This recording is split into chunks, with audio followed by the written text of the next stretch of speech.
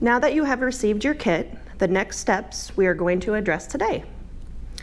Activate your kit online at testiowa.com by entering your barcode.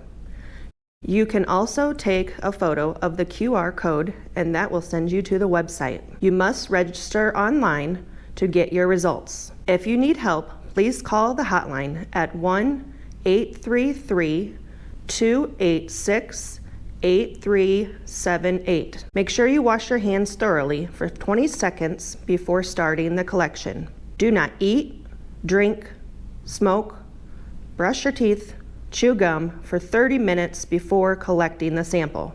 Collection of saliva first thing in the morning is recommended, but not required. Most people take between 2 and 5 minutes to deliver a saliva sample. Be sure to follow the directions carefully. Do not discard the box, as the box will be used to ship the completed test back to the laboratory. Ensure the kit is not expired. Lay out all the items from the box to verify with a diagram. If anything is missing, call the hotline at 1-833-286-8378. Take the funnel and spit into the funnel. Fill the tube with saliva, not including bubbles, to the black wavy line. Do not overfill the tube. Unscrew the funnel from the tube. Discard the funnel.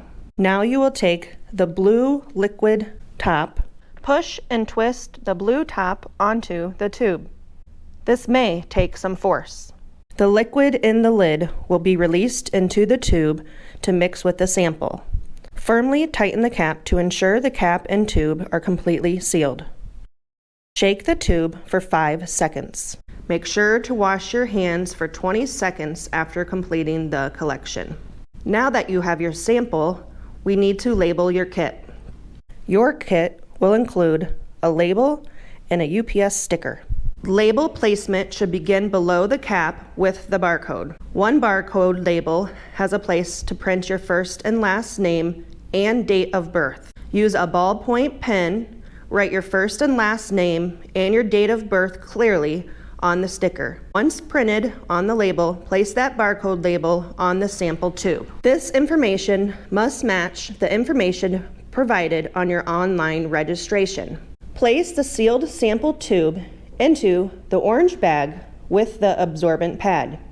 Be sure to seal the orange bag. Then place the orange bag into the box and close the lid. Now place the UPS return shipping label on the center of the shipping bag. Keep the UPS return service customer seat as your tracking record.